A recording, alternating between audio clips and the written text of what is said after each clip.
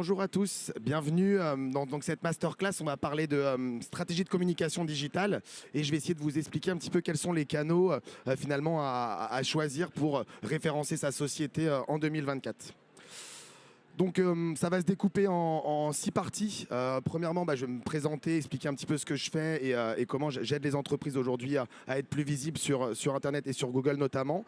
On va parler de l'importance d'une stratégie digitale en 2024. Bon, c'est des b.a.-ba, mais c'est bien de reprendre un petit peu là-dessus. Après, on va faire un petit focus sur le référencement naturel. Vous allez voir, moi, c'est ma spécialité. Donc le but, c'est pas que vous devenez expert du référencement naturel, mais c'est que vous ayez des meilleures connaissances parce que vous allez voir, finalement, c'est assez simple, assez facile à comprendre.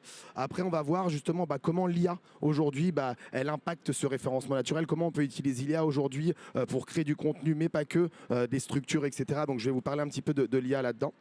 Après, on va voir les différents canaux, ce que je maîtrise le plus. Donc, on va parler encore une fois du référencement naturel, des réseaux sociaux et aussi du paid. Vous allez voir que le paid, finalement, permet aussi d'attirer pas mal et de gagner en visibilité pour votre entreprise ou votre site internet.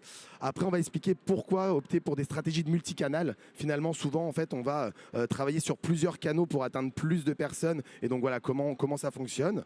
Après, je vous mettrai un petit cas pratique d'un cas client sur justement qui a utilisé cette stratégie multicanal avec nous. Et enfin, je répondrai à vos questions sur toutes vos questions que vous avez à part du référencement, naturel, payant, etc. Alors moi, pour me présenter, je m'appelle Simon Deboeuf, donc je suis le CEO et le cofondateur de Dookie. Juste pour vous expliquer un petit peu d'où je viens, moi j'ai été consultant SEO, SIA en agence pendant un peu plus de 5 ans. J'ai eu la chance de travailler pour pas mal de grands comptes. J'ai travaillé pour des marques comme Dior, Yves Saint Laurent. Et donc moi, mon travail, c'était vraiment faire des lancements de marques, des lancements de produits ou aller chercher des requêtes pour mes clients. Donc par exemple, pour Dior, j'ai fait toute la stratégie pour le parfum qui s'appelle Escale à Portofino, sur lequel je me suis occupé donc de faire, c'était vraiment un travail d'audit, donc en fait d'audit de site, donc de l'audit technique, sémantique, architecture, d'autorité. Et derrière, je vais faire de la recommandation pour gagner en visibilité, que puisse le site de Dior, que ce soit le site mère ou les sites satellites, puissent ressortir quand on tape des mots-clés ou tout simplement le nom du produit là-dessus. Donc voilà, une vraie. Je suis passé par la case Google aussi pendant un peu plus d'un an. Donc voilà, une petite connaissance du SEO. À mon retour des États-Unis, il y a un peu plus de 5 ans maintenant, j'ai créé une agence qui s'appelle Octopulse. Cette agence, elle permet de rendre accessible le référencement. On a fait une petite levée de fonds et on a développé donc un outil qui permet d'analyser la conformité technique des sites pour voir s'ils sont conformes aux attentes de Google. Donc voilà, si vous avez un site internet et que vous voulez tester ça, vous pouvez aller sur octopulse.io, c'est gratuit et ça permet de voir si votre site il est conforme aux attentes de Google. Je vais vous expliquer un petit peu ce que c'est après. Et surtout, moi, cette agence, elle m'a permis de développer donc mon SaaS. J'ai toujours voulu développer un SaaS dans le référencement. Et c'est là où j'ai créé Dookie. Donc Dookie, c'est un outil d'aide à la rédaction qui permet tout simplement en fait d'analyser, de créer et d'optimiser du contenu pour être mieux référencé sur Google. Et voilà. Et aujourd'hui, ça fait un peu plus de 2 ans. On a fait 2 ans de R&D. On a recruté une doctorante en NLP, un data engineer, etc. Et aujourd'hui, ça fait un peu plus de presque 3 ans qu'on commercialise Dookie et on accompagne un peu plus de 250 clients. Donc le plus gros, c'est Decathlon. On accompagne Decathlon, donc c'est 90 rédacteurs, plus de 1000 projets par mois là-dessus. Mais on accompagne aussi énormément de TPE, de PME. Et on a aussi une quarantaine d'agences qui travaillent avec nous en marque blanche pour développer leur contenu. Donc si ça vous intéresse après de parler de référencement, etc., n'hésitez pas à m'ajouter sur LinkedIn ou venir me voir directement. Donc l'objectif de Dookie, c'est de travailler sur le canal d'acquisition du SEO. Et donc c'est ce qu'on va voir aujourd'hui. Alors tout d'abord, pourquoi avoir une stratégie digitale en 2024 ? Ce que c'est qu'aujourd'hui, tout le comportement, finalement, les gens vont avoir beaucoup plus de comportement numérique. 80% des achats se font en ligne ou via, finalement, checker un avis en ligne, etc. Donc aujourd'hui, on est obligé d'avoir une présence rien que pour la réassurance client. Ça veut dire quoi ? C'est-à-dire que quand on tape votre nom de marque, votre nom de produit, faut au moins retenir dans les premières positions pour réassurer le client parce qu'aujourd'hui, 50% des achats se font après cette réassurance client. Donc aujourd'hui, quoi qu'il arrive, en tant qu'entrepreneur ou porteur de projet, vous devez en effet ressortir là-dessus.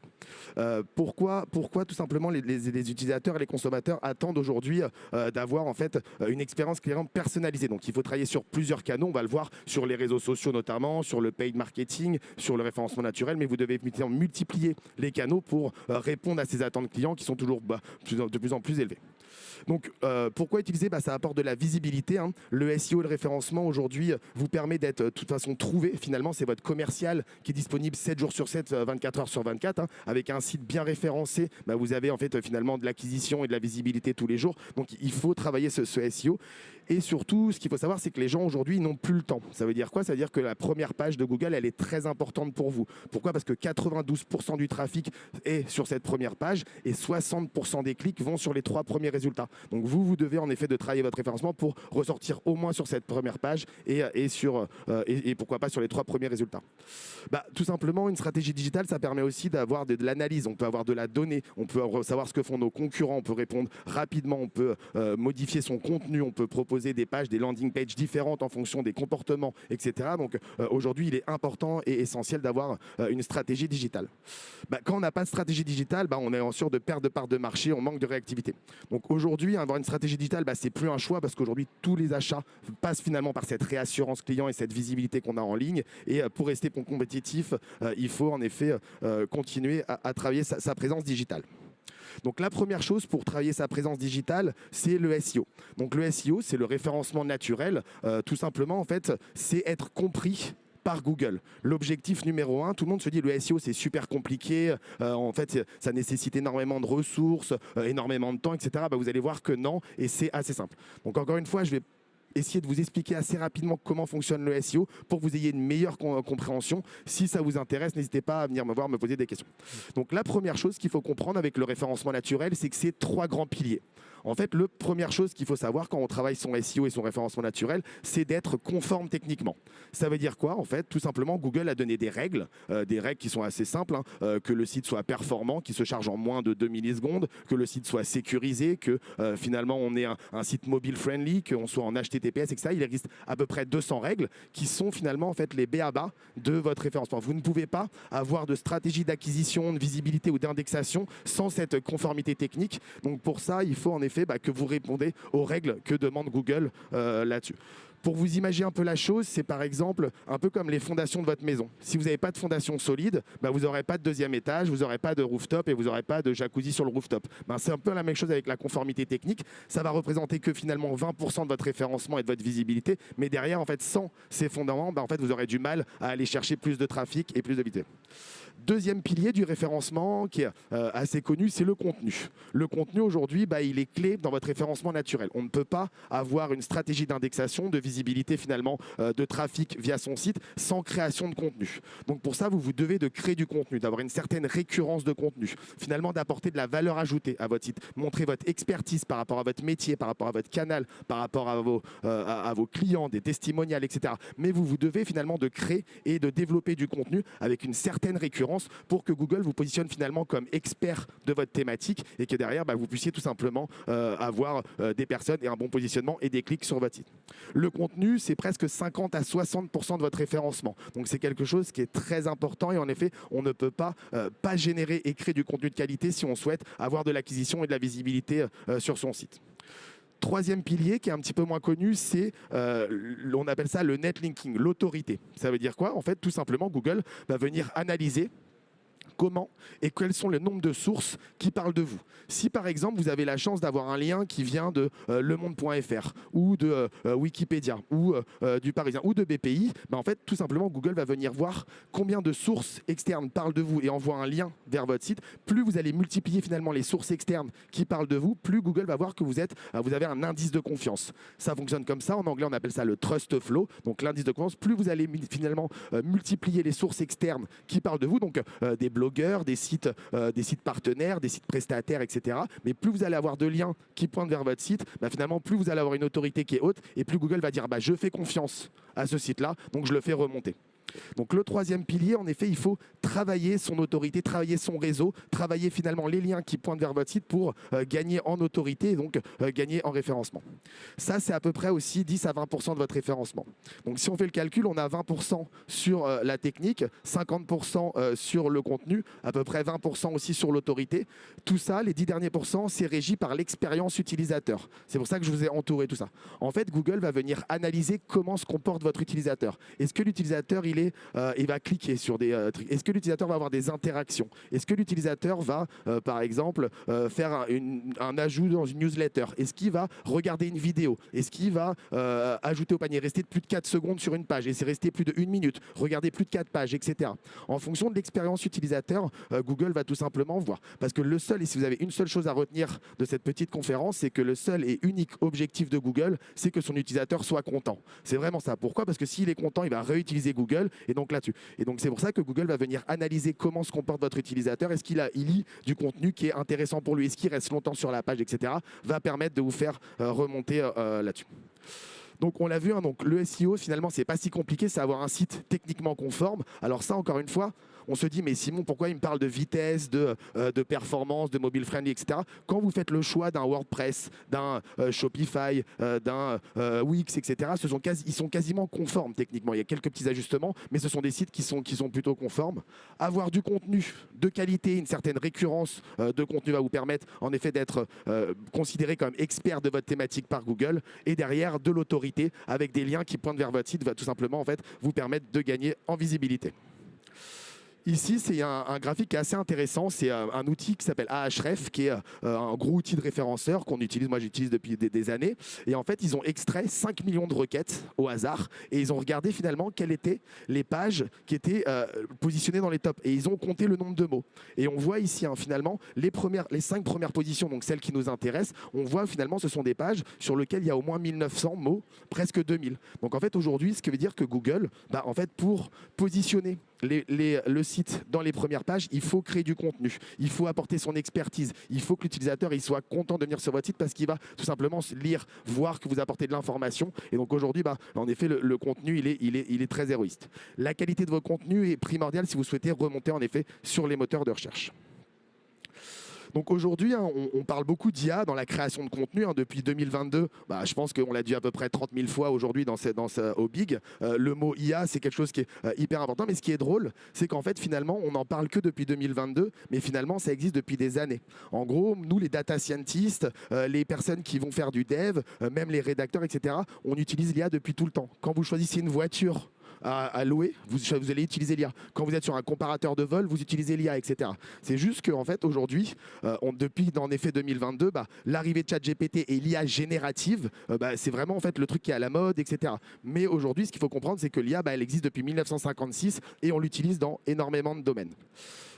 Pour faire une petite histoire de l'IA, en effet, en 2020, arrivée du modèle de langage GPT qui permet donc de l'IA génératrice de contenu, qui va permettre de commencer les premiers abysses. En 2022, ChatGPT qui sort, tout le monde se dit c'est incroyable, ça va supprimer des métiers, il n'y aura plus de rédacteurs, il n'y aura plus de journalistes, etc. Ce n'est pas le cas. Hein. Aujourd'hui, ça permet juste d'être plus performant, d'être plus efficace, etc. Mais loin de là de supprimer des métiers. Mars 2023, arrivée de GPT-4, il fait plus de 20 fois la puissance de GPT-3. Courant 2025, il y aura GPT-5 qui va sortir avec 500 fois la puissance de GPT-4. Donc on voit quand même qu'il y a énormément d'énergie et énormément de travail qui sont faits dessus. Mais aujourd'hui, finalement, l'IA permet juste d'aider et d'accompagner les personnes pour gagner en visibilité. Donc l'IA, elle peut travailler sur tout. Et ce qu'il faut comprendre, c'est que finalement, l'IA, elle va vous permettre de faire la définition de vos objectifs, la définition de vos cibles. Elle va permettre de savoir quels sont les canaux à utiliser. Vous allez pouvoir questionner l'IA pour savoir, en fonction de votre cible, votre persona, etc., comment finalement je vais pouvoir m'aider. L'IA, elle va être aussi très opérationnelle. Elle va permettre de rédiger du contenu, ou au moins une structure. Elle va permettre d'optimiser en fonction des SEO. Elle va vous permettre de créer un calendrier éditorial, etc. Mais vous allez pouvoir faire beaucoup de choses avec l'IA finalement. Et surtout, ce qu'on utilise moins, mais c'est l'analyse. Au début, l'IA, elle a été générée pour faire de l'IA analytique. Ce n'est pas de l'IA génératrice. Donc aujourd'hui, l'IA, il faut l'utiliser pour analyser quelles sont les données, quels sont le ROI, quelles sont les choses comme ça. Mais aujourd'hui, l'IA peut intervenir dans finalement tous les canaux de l'entreprise. Alors, pour reprendre sur les canaux aujourd'hui, donc le SEO, pourquoi travailler son SEO? Tout simplement parce que ça permet d'attirer du trafic direct et gratuit. Pourquoi? Parce que finalement, le SEO, c'est la visibilité à long terme. Comme j'expliquais, c'est votre commercial qui est disponible 7 jours sur 7, 24 heures sur 24. Qu'on soit à Paris un jeudi, à Marseille un samedi matin ou à Lille un dimanche soir, on va pouvoir être trouvé. Donc, c'est du trafic qualifié et gratuit. Ce qu'il faut savoir, c'est qu'aujourd'hui, Google, il va utiliser l'IA pour, en effet, analyser l'expérience, analyser quelle est la qualité de votre contenu, quelle est l'occurrence des mots-clés que vous utilisez, etc. Donc aujourd'hui, l'IA est en effet de plus en plus utilisée pour le référencement. Le contenu de qualité va permettre à Google de privilégier les contenus avec une réelle valeur ajoutée. Donc, il faut quand même que vous générez vous-même ce contenu. C'est pour ça qu'on ne peut pas utiliser l'IA pour faire de l'IA générative et tout simplement se dire je vais être premier sur Google. Non, il va falloir utiliser l'IA de façon intelligente pour structurer, savoir le nombre de mots-clés que je dois mettre, etc. Mais en fait, derrière, on va devoir quand même apporter une couche humaine. Parce qu'aujourd'hui, Google, il n'est pas contre l'IA. C'est écrit, il utilise l'IA notamment, et c'est pour ça qu'il a créé Gemini pour développer son IA, etc. Mais aujourd'hui, Google veut qu'on utilise l'IA de façon intelligente et pas de façon à créer du contenu, etc. On les a vus sur les core updates là, qui ont eu lieu en septembre et en août. On a eu plein de sites qui ont été descendus parce qu'ils avaient justement généré de l'IA, du contenu exclusivement sans apporter de valeur humaine. Et donc là-dessus, il faut travailler. Donc le SEO, c'est très héroïste, hein, c'est le canal le plus héroïste. Pourquoi? Parce que finalement, on n'est pas dépendant des budgets qu'on va allouer. On n'est pas dépendant d'un nouvel entrant. On va pouvoir le faire là-dessus. Donc la maîtrise en 2024, la maîtrise du SEO est une clé pour garantir une visibilité durable, attirer du trafic et asseoir sa crédibilité sur le web. Pour les réseaux sociaux, tout le monde le sait, hein, mais aujourd'hui, c'est assez massif hein, comme terme de visibilité. Hein. C'est un canal très important, 4,9 milliards d'actifs en 2024, canal de communication très rapide. On peut en effet communiquer avec toute sa base de données, on peut communiquer avec, permet de créer de la fidélité, etc. Donc les avantages pour les entreprises, c'est que ça augmente la visibilité, hein, ça touche de nombreuses audiences, ça va permettre tout simplement de favoriser la fidélité, générer du trafic. Sur les réseaux sociaux, le contenu vidéo, il est vraiment mis en avant, on le voit, hein, sur les TikTok, sur les réels, même sur LinkedIn aujourd'hui, tout simplement, plus vous allez avoir de vidéos, plus vous allez avoir... Pourquoi? Parce que c'est toujours la même chose. Les utilisateurs aiment bien. Si les utilisateurs aiment bien, en fait, ils vont rester plus longtemps sur le réseau social. Et donc, en fait, lui, il va privilégier ces vidéos. Ça va permettre donc de créer des communautés et de parler à des niches qui sont assez accessibles grâce aux réseaux sociaux. Et le ROI des réseaux sociaux, il est finalement assez bon. Pourquoi? Parce que le coût d'acquisition est assez faible. Avec des campagnes bien ciblées, on peut tout simplement avoir des coûts d'acquisition bas, etc. Ça permet de créer des communautés et ça améliore l'image de marque. Donc en 2024, les réseaux sociaux sont un levier incontournable pour maximiser la visibilité et engager et générer des conversions. Le paid. Donc le paid, c'est aussi un canal d'acquisition qui est hyper important. C'est finalement le canal numéro 1 de Google. Il faut savoir que sur Google AdWords, c'est 80% du chiffre d'affaires de Google, Alphabet. Donc aujourd'hui, c'est quelque chose de hyper important qui est bien mis en avant par Google. Qu'est-ce que c'est? C'est la plateforme de publicité. Hein. Donc vous avez les publicités sponsorisées ou Google Shopping, etc. Et donc en fait, travailler sur ce canal-là vous permet d'avoir des clics et du trafic directement. Donc ça fonctionne sur un modèle d'enchère. Hein. On va se positionner sur des mots-clés, on va se positionner sur des audiences et on va cliquer à chaque fois, on va payer à chaque fois que quelqu'un clique sur notre publicité pour nous attirer du trafic. Pourquoi il est important? Parce que tout simplement, ça vous permet, à la différence du SEO, d'avoir des visites immédiates. Quand je mets un budget sur des mots-clés en fonction de mon secteur, directement le lendemain, j'ai du trafic qui arrive sur mon site, qualifié, etc. Ça va permettre d'avoir un ciblage ultra précis. On va pouvoir dire, en fait, je cherche que les gens qui ont tapé chaussons pour l'hiver chaud, par exemple, ou parapluie grande taille pour les précipitations. Bref, et on va pouvoir remonter, si on vend des parapluies, on va pouvoir remonter tout simplement sur ces mots-clés-là et donc avoir du trafic directement sur des gens qui sont très intéressés par ça. On va pouvoir mesurer les performances très réelles et rapidement et en temps réel. Ça veut dire que si j'investis 200, 300 euros par mois sur ma budget campagne AdWords, derrière, si je fais 600 ou 1000 euros de CA, ça veut dire que derrière, je peux ouvrir les robinets et peut-être multiplier par 2 mon budget, à mettre 400 euros et voir si j'ai 2000 euros, etc. Donc en fait, ce qui est intéressant, c'est qu'avec le Ads, on peut tout simplement savoir exactement et finalement mesurer et optimiser ses performances directement là-dessus. Alors pourquoi c'est indispensable, hein? C'est une visite immédiate, on mesure et donc on peut avoir un ciblage très précis sur les localisations, on peut même avoir sur un arrondissement précis, sur une cible de personnes, etc. là-dessus. Sur les tendances de Google Ads, ce qu'il faut comprendre, c'est qu'aujourd'hui Google, il veut vous faciliter ça. Donc c'est assez simple finalement de créer ces campagnes tout seul, on n'est pas obligé de passer par des agences ou par des experts ou des spécialistes. Vous allez voir, ils sont en train d'automatiser tout ça. Ce qu'il faut comprendre, c'est qu'il faut que votre site, plus votre site va être finalement bien construit, avec une bonne expertise, des bons mots-clés, là-dessus, plus en fait Google va être facile pour vous créer des campagnes et plus vous allez finalement avoir les meilleures performances. Donc aujourd'hui, par exemple, ils sentent le Smart Bidding, le Smart Campaign, les performances max. Ce sont finalement des campagnes où vous avez juste à cliquer, mettre un budget. C'est Google qui va tout faire lui-même pour vous proposer le maximum de visibilité et le maximum de clics. On peut lier bien sûr les annonces visuelles et vidéo. On peut utiliser les vidéos, on peut faire de la publicité sponsorisée sur YouTube, etc. grâce aux campagnes Ads. Donc le ROI du Google Ads, il est puissant parce que finalement les résultats ils sont mesurables. On peut ajuster ses campagnes en fonction finalement des coûts, en fonction de l'acquisition, en fonction de ce que ça nous a généré, etc. On peut commencer avec des petits budgets et derrière finalement augmenter ses budgets en fonction du retour sur investissement. Ça permet une croissance rapide, trafic qualifié et conversion. Alors attention quand même, on peut aussi très vite dépenser ses budgets. Par exemple sur des requêtes comme urgence plombier Paris, ça peut aller jusqu'à 60 € le clic. Donc en fait, si on ne met pas des maximum bid, on ne met pas des choses comme ça. Donc voilà, si vous voulez vous lancer sur le paid, n'hésitez pas, prenez quelques tutoriels, etc. C'est assez simple et Google tend vers vous automatiser ça. Mais en tout cas, attention quand même au budget que vous allez mettre. Mais en 2024, Google Ads est un véritable clé pour booster la visibilité, gérer des leads qualifiés et maximiser la performance de votre stratégie digitale.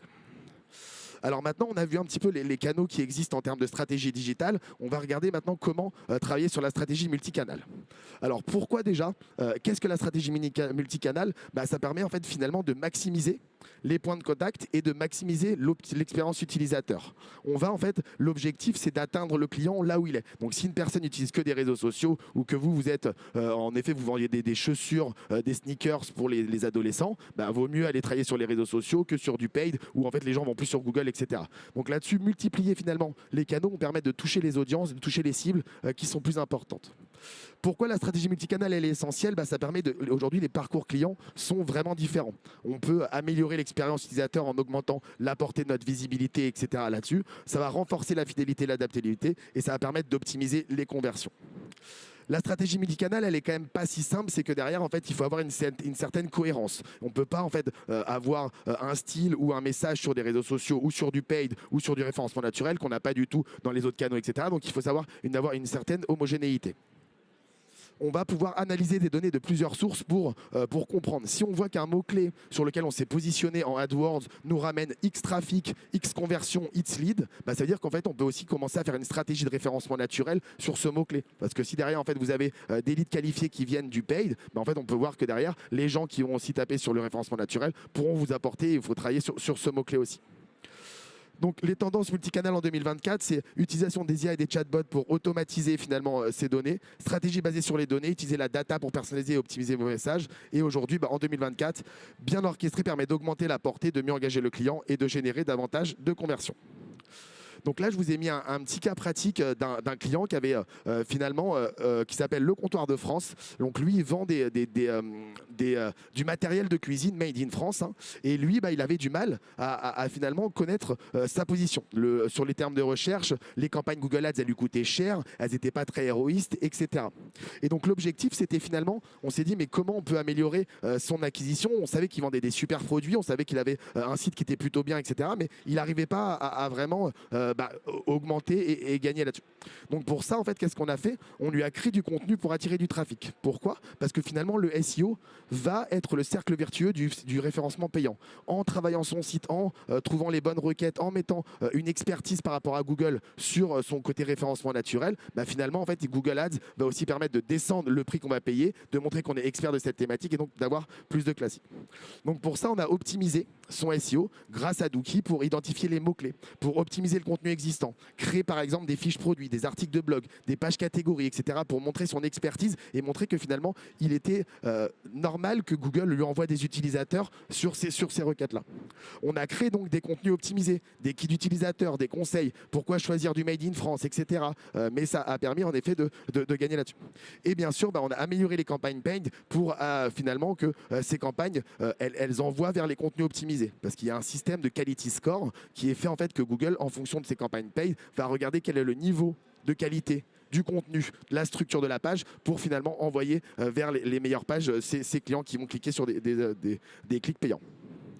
Donc la première chose qu'on a fait, on a analysé. On a recherché les mots-clés, le planning éditorial en fonction des catégories, selon les tendances. On a vu quels étaient les volumes de recherche. Il faut aller regarder finalement quel est l'indice de difficulté aussi pour se positionner. Parce que c'est beaucoup plus facile de se positionner sur fourchette made in France que sur un mot-clé très short, par exemple produit made in France. Donc là-dessus, en fait, on va aller chercher des mots-clés plus précis sur lesquels finalement, et qu'on appelle ça plus longue traîne, pour derrière proposer du contenu et ressortir sur ces requêtes-là. On a fait donc un audit de contenu pour optimiser les pages existantes. Il avait beaucoup de pages, mais ces pages n'étaient pas faites pour être la compréhension de Google. Donc finalement, en fait, ces pages, elles servaient à rien. Elles étaient en position 18, en position 20. Et donc on l'a vu, hein, mais 92% du trafic est sur la première page, donc ça lui apportait rien. Donc l'objectif, c'était travailler sur ces pages, faire en sorte que Google montre et comprenne qu'on est expert de la thématique pour le faire remonter là-dessus. On a créé donc ces pages guides et pages de destination optimisées pour optimiser aussi toutes ces campagnes. Donc c'est là où en fait on a utilisé les deux canaux, on a travaillé le référencement, on a travaillé l'architecture de son site, on a travaillé finalement le côté expert que Google peut le prendre quand il venait analyser son site pour derrière lui proposer finalement des campagnes qui étaient plus intéressantes. Donc sur le paid, hein, on a aligné le paid et le SEO pour rédiger des annonces vers les pages optimisées. On a optimisé les campagnes pour ajuster les mots-clés, des annonces, des landing pages pour augmenter le quality score. Le quality score, c'est assez simple, c'est Google, en fait, il vient analyser quel est votre niveau d'expertise par rapport à la thématique sur laquelle vous vous positionnez. Plus vous allez être expert de cette thématique, moins vous allez payer cher votre clic et donc plus vous aurez de clics qualifiés avec un meilleur ROI. Et on a bien sûr analysé, performé sur les performances en temps réel. On a fait de l'A/B test aussi sur ce que aimaient les utilisateurs, sur les annonces, sur les campagnes, etc. pour derrière avoir le meilleur ROI. Donc les résultats en SEO, ils sont assez simples. En 4 mois, on a fait 85% de trafic organique, tout simplement en optimisant les pages existantes. Donc si vous avez un site et que vous avez du contenu, n'hésitez pas à reprendre ce contenu. Google adore qu'on update des pages. Google adore finalement qu'on puisse montrer qu'il y a un humain derrière qui apporte de la valeur ajoutée via le contenu. Donc là-dessus, n'hésitez pas à retravailler sur les pages existantes. On a fait une hausse de 44% des conversions. C'est pareil, on est allé chercher des requêtes sur des gens qui aimaient le Made in France, qui cherchaient des ustensiles de cuisine, etc. Mais finalement, on a allé chercher des mots-clés sur lesquels il n'était pas du tout présent et sur lesquels aujourd'hui, ça lui a permis d'augmenter. On a positionné son site sur 6751 mots-clés alors qu'il était sur 4300 mots-clés avant, tout simplement en faisant remonter, en créant des pages sur lesquelles il n'avait pas réfléchi qu'ils pouvaient attirer du trafic. Et parfois, on n'est pas que sur des pages produits ou des pages catégories. On va aussi, par exemple, aller chercher des pages qui vont permettre de faire des pages informatives. Pourquoi choisir le Made in France? Quelle est la qualité du Made in France vs Made in China, etc. Et en fait, les gens qui viennent sur ces pages-là, sur des explications, après, ils vont finalement aller se balader sur le site et proposer et cliquer et avoir des achats. Et donc aussi, on lui a fait monter. Donc l'objectif, c'est vraiment d'être dans ce top 3. Pourquoi? On l'a vu, hein, 60% des clics vont sur le top, les 3 premiers résultats, les 3 premiers liens de Google. Donc l'objectif ici, c'est de lui faire monter sur le top 3. Et pour ça, en répétant ce mot-clé, en montrant qu'il y a une règle très importante que vous devez savoir aussi si vous avez votre site internet et que vous travaillez là-dessus, c'est que il faut mettre la notion de une page, un mot-clé, un besoin, une action. Idéalement, quand vous construisez votre architecture de site, il faut que vous puissiez organiser comme ça. Pourquoi? Parce que tout simplement, Google va venir vous faire remonter sur ce mot-clé principal. Alors, ça ne veut pas dire qu'il n'y a pas des mots-clés secondaires dans la page, etc. Mais en effet, si vous avez une arborescence, une structure de site, il faut que vous travaillez, vous puissiez mettre sur papier, avec un stylo, vous mettez cette page-là, c'est quoi le mot-clé, c'est quoi l'action, c'est quoi le besoin que je réponds. Et là, en fait, là-dessus, vous allez avoir, et ça va permettre en fait de faire remonter votre expertise sur ce mot-clé-là, et donc d'avoir du trafic là-dessus. Sur le paid, justement, en fait, en travaillant ces pages, en optimisant, en montrant qu'on est expert de la thématique, en rajoutant du contenu, tout simplement, en fait, on a regagné 1,9 points de quality score. Le quality score, c'est le score de Google AdWords qui va vous permettre, en fait, plus vous allez avoir un quality score qui est élevé, d'avoir en fait le plus de résultats là-dessus. On a augmenté de 58% le trafic via le paid et on a fait générer plus de 700 achats en choisissant bien, en envoyant sur les bonnes landing pages avec justement les bons mots-clés, etc. Et donc ça nous a permis de générer près de 125 000 euros, 710% de ROA là-dessus. Et donc aujourd'hui, ce qu'il faut savoir aussi, c'est que finalement, on s'est positionné aussi il était très positionné sur son nom de marque, etc. Et nous, 91% du CA généré via le paid vient des requêtes finalement qu'on est allé chercher, qu'on a estimé qui étaient intéressantes et qu'on a ciblé là-dessus.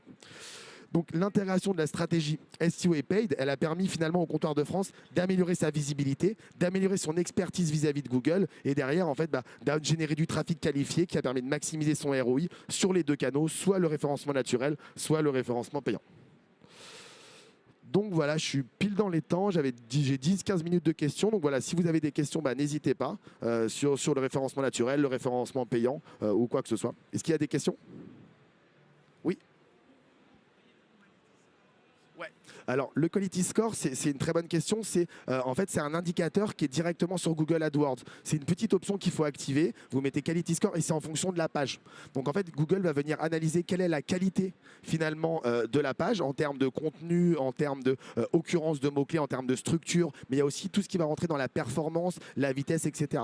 Et donc, ça, c'est un indicateur qui est assez peu utilisé finalement, mais qu'il faut regarder. Ça se calcule sur 10 et ça permet en effet de monter. Plus vous allez monter votre quality score, en fait, moins vous allez payer cher les clics. Pourquoi? Parce que c'est toujours la même optique. Google veut que ses utilisateurs soient contents. Et donc, en fait, si Google estime que vous êtes expert de votre thématique, expert du mot-clé, en fait, il va se dire, je peux envoyer sur ce site-là plutôt que sur l'autre. Et donc, je vais faire payer moins cher les clics parce que je préfère que ce soit lui. Et donc, derrière, ça vous apporter du trafic là-dessus. Alors, les axes d'amélioration, ils ne sont pas indiqués, mais pour ça, vous allez pouvoir utiliser des indicateurs SEO qui sont assez basiques. En fait, les indicateurs SEO, ça va être par exemple sur le nombre de mots sur votre page, la qualité du contenu sur la page, la structure que vous allez utiliser. Est-ce que le mot-clé principal sur lequel je me positionne, il est présent dans la meta title? Est-ce qu'il est présent dans le titre H1? Est-ce qu'il est présent dans l'introduction? Est-ce qu'il est dans la conclusion? En fait, il y a un ratio qui est assez important à connaître. C'est le mot-clé principal de votre page sur lequel vous souhaitez ou vous positionner en paid ou en référencement naturel. Il faut qu'il sorte à peu près 1,5 à 1,5%. Ça veut dire quoi? C'est-à-dire que si vous avez un contenu de 300 mots, il faut à peu près qu'il sorte 4 fois ce mot-clé-là au minimum. Et donc en fait là-dessus, plus vous allez répéter ce mot-clé, plus Google va voir que vous êtes légitime à vous positionner sur ce mot-clé. Donc plus vous allez pouvoir remonter là-dessus. Est-ce qu'il y a une... Oui.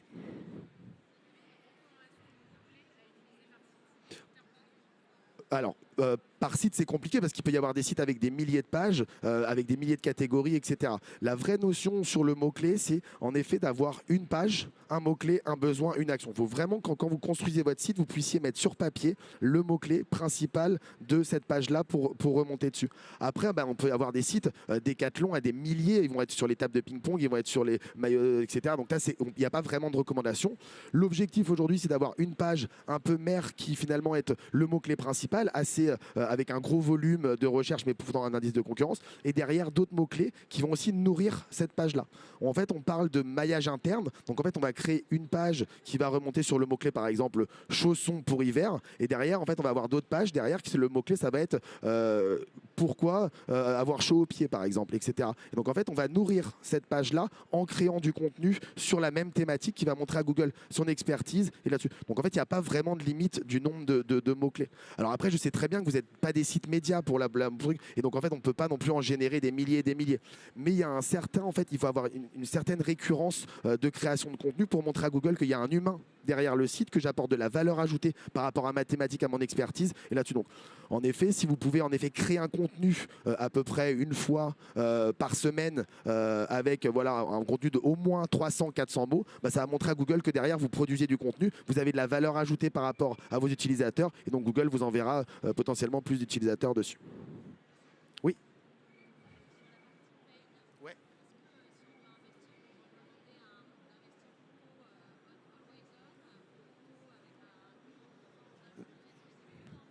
C'est une très bonne question. Alors oui, il y a des montants un peu minimum. C'est que moi, je n'aime pas travailler à moins de 10 euros la journée donc au moins 300 euros par mois. Pourquoi? Parce qu'en fait, ouais, parce que en fait, Google a besoin aussi de venir voir comment se comportent vos utilisateurs quand il va cliquer sur votre publicité. Et si vous avez que 3 clics, par exemple, vous avez 3 euros par jour, le clic est à 1 euro. En fait, vous allez avoir 3 personnes, il aura du mal à faire de la data et à vous positionner comme expert. Donc c'est pour ça qu'avec 10 euros, on va avoir déjà un peu plus de clics. Ça permet aussi tout simplement en fait, d'aller un peu plus itérer. Après, il y a une notion qui est très importante en paid, c'est ne pas aller voir trop grand. En fait, mieux vaut, par exemple, quand vous avez un budget de 300 euros, aller se positionner par exemple que sur la ville de Lyon ou que sur la ville de Paris ou un arrondissement de Paris. Pourquoi? Parce que si vous allez sur toute la France, vous allez avoir des clics hyper éparses. Vous allez avoir un clic à Nice, un clic à Lyon, un clic à Lille et un clic à Paris dans la journée, et c'est tout. Alors qu'en fait, la récurrence sur la même région, en fait, sur les 4, il y en aura peut-être 2 qui vont convertir au 1, alors qu'avec pas de chance, vous pouvez... Alors ça peut marcher aussi que le clic à Nice va convertir le clic à Lille, etc. Mais c'est plus rare. Donc quand on lance une campagne AdWords, on cible finalement des zones de chalandise qui sont assez restreintes. Plus on va être restreint, plus on va avoir, en fait finalement on va prendre tous les clics sur ces mots-clés là de cette région là, et après quand on voit que ça fonctionne, on ouvre de nouvelles villes, on ouvre de nouvelles zones, etc.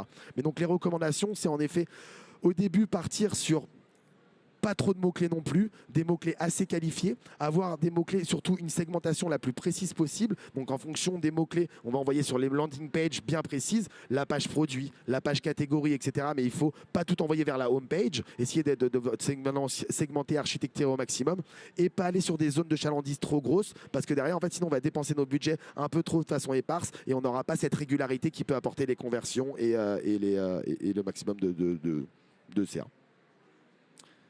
Oui.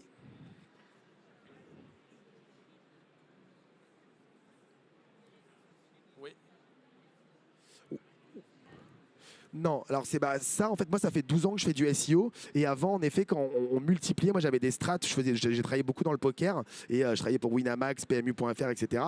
Et là on faisait en effet, on bourrinait comme sur les réseaux sociaux pour envoyer des liens, en fait sur Facebook, etc. pour envoyer des liens vers le site pour montrer qu'on avait une certaine autorité. Alors là Google il l'a vu assez vite et il a fait donc Google Panda, Google Pingouin pour limiter un peu ça. Donc aujourd'hui avoir une grosse communauté sur les réseaux sociaux ne va pas impacter directement la visibilité sur votre site, mais Google va le voir quand même que finalement, s'il y a de l'activité sur votre page, etc.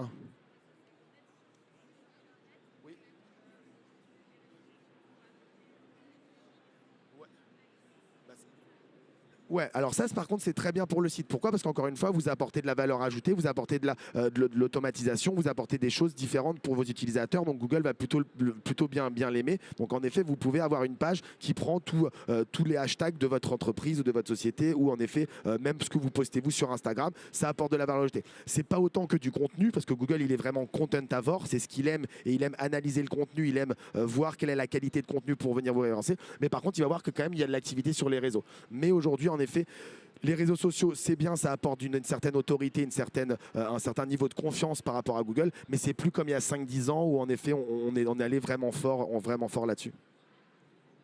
Oui.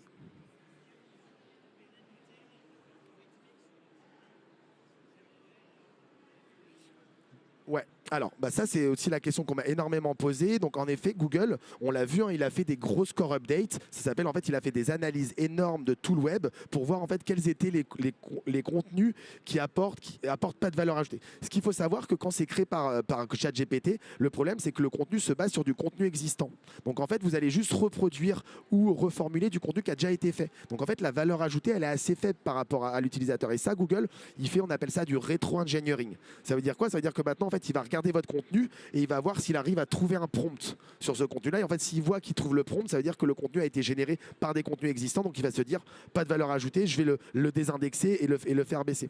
Donc là-dessus, il y a un ratio qu'on utilise, alors qui n'est pas vraiment connu, hein. Et encore une fois, Google, nous, on a de la chance, on est Google API partenaire, donc on parle à beaucoup des consultants Google, etc. Il n'est pas contre l'IA. Au-delà, là, sinon, il n'aurait pas créé Gemini, il n'aurait pas mis des millions et des millions. Il a 5000 devs qui travaillent en permanence sur Gemini, etc. là-dessus. Non, par contre, il est contre une surutilisation de l'IA qui n'apporte pas de valeur ajoutée. Donc là-dessus, il y a un ratio, on dit à peu près 20-30% maximum du contenu de la page qui peut être full rédigé par l'IA.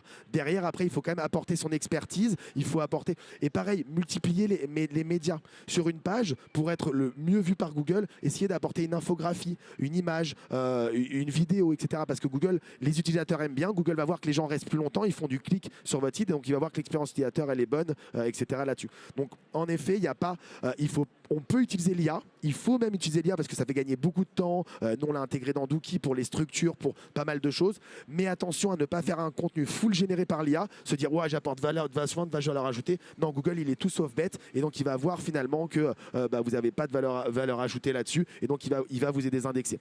Et on l'a vu, il y a eu des très gros sites qui sont tombés. Hein. Nous, on a de la chance de travailler avec Mano Mano, Decathlon, on a pas mal, on a la Fondation Cartier, bref, on a des beaux noms. Et eux ont comme règle de ne pas utiliser plus de 5% d'IA dans leur contenu. Parce qu'en fait, en effet, même si Google voit que c'est que 5% de vos contenus qui sont générés par l'IA, il peut faire désindexer tout le site. Et on a vu des sites passer de 300 000 visiteurs uniques par mois à 50 000 en l'espace de quelques jours, parce que Google a décrété qu'ils avaient suroptimisation par l'IA. Et donc derrière, ils les ont fait descendre. Oui. Ouais. Ouais. Ouais. Alors, il y a plein d'outils sur le marché qui existent. Il y a Dookie, déjà, qui vous permet de faire tout ce qui est idéation de contenu en fonction des volumes et de l'indice de concurrence. Donc, c'est gratuit, vous pouvez l'essayer, c'est dookie.io. Sinon, en fait, il y en a plein. Il y a Ubersuggest, qui est super, qui est pas mal, qui est un outil qui a été créé par Neil Patel, qui est un peu une ponte du référencement et qu'on suit tous, qui est assez puissant et qui permet... Il y a une version gratuite qui est plutôt bien faite. Après, moi, pour travailler sur les mots-clés, déjà, en fait, j'utilise aussi tout simplement Google. En fait, les suggestions de Google, vous allez pouvoir les regarder parce que si Google vous les suggère, c'est qu'il y a des gens qui les recherchent, donc ça peut vous donner des idées. Et même si vous savez, en fait, vous pouvez taper par exemple croquettes, vous vendez des croquettes pour chiens. Bonjour.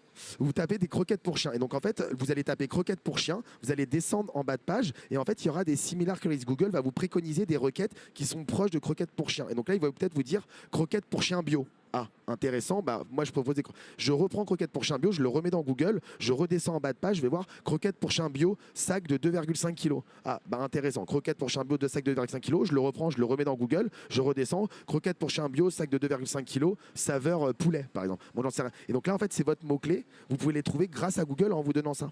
Pareil, il y a une signe technique qu'on utilise un peu, nous, les référenceurs, c'est aller regarder, par exemple, sur Amazon ou sur eBay. Si vous vendez, par exemple, des croquettes pour chat, vous tapez dans Amazon les suggestions.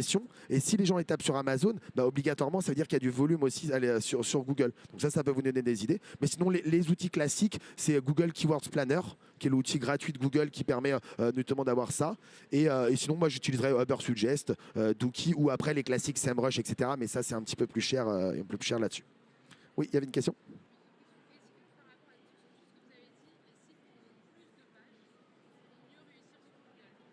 Alors, oui,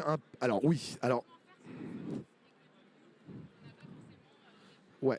Alors, il y a des one page qui fonctionnent très bien. Pourquoi? Parce que la one page va être positionnée sur un mot-clé à forte volumétrie et Google va voir que vous êtes expert de ce mot-clé-là, donc il va vous envoyer des utilisateurs parce qu'il va voir qu'aussi l'utilisateur, il aura fait une demande de contact après être rentré sur son site. Donc lui, l'utilisateur, il est content. Encore une fois, Google veut que son utilisateur soit content et c'est son seul objectif. Après, en effet, Google va aussi privilégier les sites qui apportent de l'information. Donc en fait, quand vous lancez votre activité en tant qu'entrepreneur, etc., l'objectif finalement, c'est d'aller chercher quelques mots-clés, un cocon sémantique sur lequel je vais me positionner et pas aller trop loin là-dedans. Et en effet, voir une page bien précise qui va être la page qui va convertir, sur lequel on aura notre demande de contact ou la demande de devis ou même ajouter au panier, etc. Et après, d'autres pages qui vont nourrir cette page-là sur la thématique. Mais en effet, il faut construire son site de façon à apporter une certaine récurrence de contenu et derrière, en effet, parler de tout le cocon sémantique, avoir une page sur le mot-clé principal qui est la page finalement où il n'y aura peut-être pas beaucoup de contenu parce qu'on veut que quelque chose soit assez UX-friendly parce qu'on ne veut pas que ce soit plein de contenu, sinon les gens vont quitter, etc. Mais avoir dans son site d'autres pages qui, eux, elles vont être des FAQ, être des pages un peu plus sur du contenu, des testimonials, etc., qui vont envoyer un lien, donc on appelle ça le maillage interne, vers la page sur laquelle on veut vraiment envoyer des trucs pour donner de l'autorité et faire gagner là-dessus. Donc il n'y a pas vraiment de recommandation, mais en effet, faire une page, one page sur un mot-clé principal et derrière la nourrir, c'est comme ça que la stratégie qu'on fait, ça s'appelle en silo, et c'est comme ça qu'on a les meilleurs résultats en référencement naturel. Oui.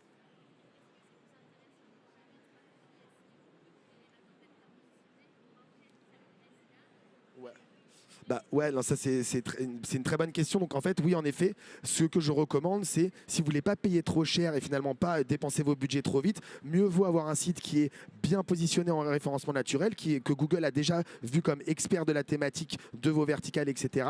Pour derrière après lancer des campagnes, vous aurez des meilleurs résultats. Après, on parle un peu aussi du cercle vertueux du paid. Pourquoi? Parce que vous l'avez vu. Sur le SEO, finalement, Google va regarder et analyser comment se comporte l'utilisateur. Mais si vous n'avez pas d'utilisateur, personne qui clique sur votre site parce que en fait le SEO prend un peu plus de temps. En fait, vous aurez quand même Google aura de dire ce site répond aux attentes. Non, on le sait pas. Donc en fait, le côté je fais venir des gens via du paid et l'expérience est bonne, ça va nourrir le référencement naturel. Donc en fait, Google le dira jamais parce que eux, ils veulent pas dire qu'ils font du paid, mais c'est 80% de leur chiffre d'affaires. Donc obligatoirement, ils vont quand même pousser vers le paid. Mais aujourd'hui, finalement, un bon site bien référencé, bien catégorisé, bien architecturé va permettre d'avoir les meilleurs résultats. Donc on peut lancer les deux, mais la première étape en effet serait d'avoir un site qui est un peu carré en termes de SEO pour ne pas envoyer que Google ne nous fasse pas payer trop cher ou en mauvaise position, etc. quand on se positionne sur du paid. Il reste une minute. Est-ce que quelqu'un a une question? Non, c'est bon. c'est clair pour vous. Donc voilà, bah, en tout cas, merci beaucoup. J'espère que vous avez appris des petites choses. Voilà, n'hésitez pas. Là, bon, c'était sur les canaux, c'était assez pour dégrossir, etc. Mais je fais pas mal de conférences sur des sujets, l'expérience utilisateur, sur l'autorité, sur l'IA, etc. Donc si ça vous intéresse, vous pouvez m'ajouter sur LinkedIn. Je fais pas mal d'ateliers, de conférences, etc. Et voilà, j'espère que vous avez passé un très bon salon et je vous dis à bientôt. Merci beaucoup.